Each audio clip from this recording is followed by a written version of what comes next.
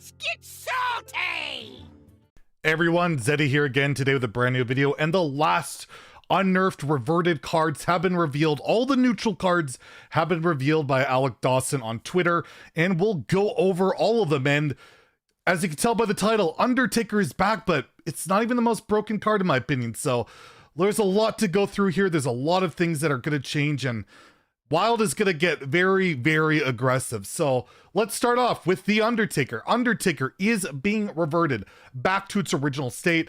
Undertaker Hunter was the original, most broken deck in Hearthstone history. It had an astronomical win rate across the board. It was one of the first decks to really get hit hard by the nerf hammer.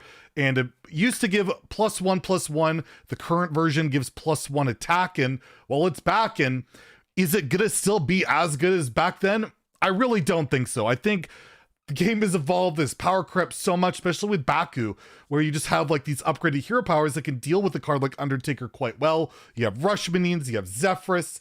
There's a lot of stuff that's going to deal with Undertaker, and you look at like the Death Rattle pool, right? You got to really look at that, and how is it improved from like Mad Scientist and Loot Hoarder and Haunted Creeper? Well, you have like Sneaky Delinquent. We have like this Death Rattle minion here that just goes face when it dies, and there's a couple other ones, but overall I just don't see an early snowball minion like this breaking the game.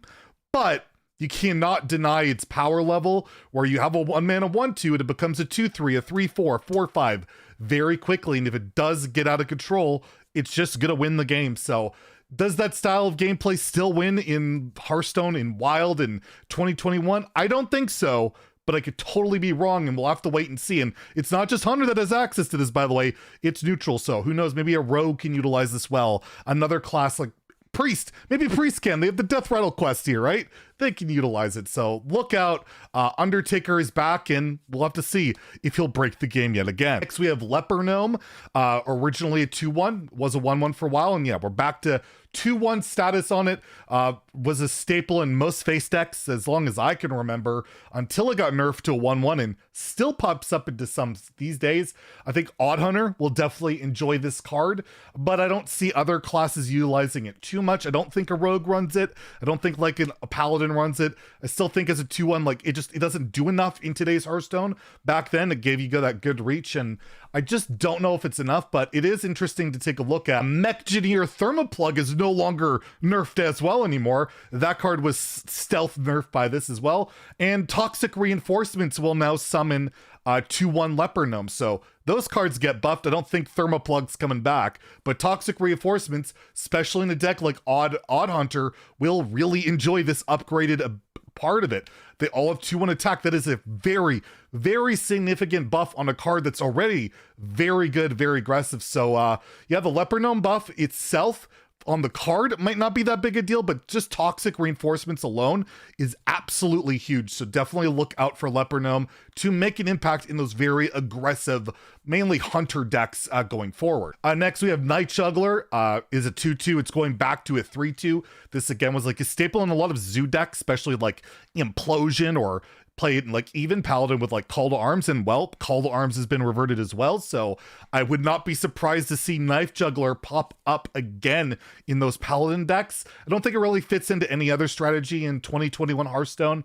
It's not quite enough just to get that snowballing 1 damage, that random 1 damage. There's so many synergistic things going on in the game that Knife Juggler is not quite enough, but even Paladin, I definitely see it having a future there, and that deck is going to be real. People don't understand how ridiculous Call to Arms is at 4, and I think Knife Juggler will be a part of that. Next, we have Bone Mare. It was nerfed to 8 mana. It's going back to 7 mana, and well, you can play this in odd decks. It sure seems like odd deck or Baku is getting a lot of love with these card reverts, and Bone Mare hasn't seen a heck of a lot of play in quite some time.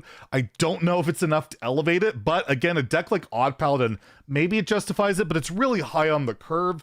I don't know what else it would really fit into, but Bone Mare at 8, I don't know, it felt kind of wrong. I was definitely on board for it getting reverted. I just don't see it slotting into a lot of decks, but who knows? You never know on this one, but definitely one of the reverts that I don't see doing a heck of a lot in the Wild meta. Next, we have one that people have wanted forever, and that is Serenite Chain Gang is now reverted, it now summons a copy of itself instead of just another Serenite Chain Gang. So Shudderwalk obviously loves this. It activates your Shudderwalk, you'll create a copy of itself, and you don't have to rely on Doppelgangster as much. If you're running a Highlander deck, you could run both Serenite Chain Gang and Doppelgangster to give you better chance of hitting your combo, as well as just better chance of drawing your Shudderwalk enabler, but also Keleseth decks. If Keleseth gets buffed by this as well. When Serenite Chain Gang got nerfed originally, Keleseth took a big hit, but now it will buff both. Both copies will retain the Keleseth buff. So Serenite Chain Gang will definitely pop up in the wild meta. Is it a high tiered card? Probably not. It's probably in like those fringe Keleseth decks or those fringe Shudderwalk decks, but overall good change. And I mean, we've all wanted to see how long this could go on of it being unnerfed, and well, it's over. It is no longer nerfed, so that's great news. Next is Archivist Aliciano. This is actually more of a nerf in a lot of ways. Aliciano was originally 8. It's going back to that. It's been 9, but that was really good for the odd deck, especially Odd Warrior. Odd Warrior ran it as a tech to win the fatigue game, and it can no longer do that. It was originally nerfed mainly because of competitive Hearthstone.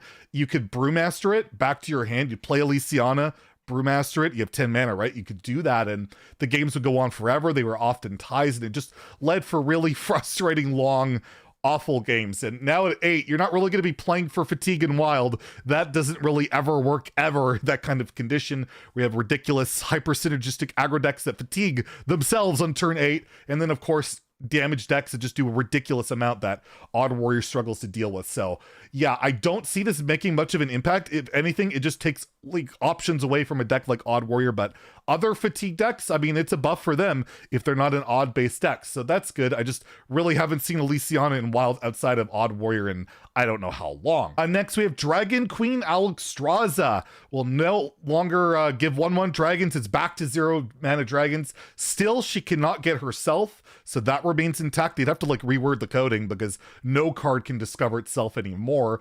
And yeah, it's back to 0. 1 mana was just way too slow for wild. Even at 9 mana, this card is often just too slow, even with 0 mana dragons, but the spirit of the card is back for wild. It'll definitely pop up in certain greedy lists, and people can really enjoy actually being able, you know, like coin Alextraza and playing it. And personally, I'm looking forward to maybe trying like a Highlander Druid, because I feel like Highlander Druid with Elise copying 0 mana dragons just could be so ridiculously powerful, but in wild, not so much. But it should still be a lot of fun, and definitely should have been reverted in my opinion. And to go along with it, we have Bad Luck Albatross.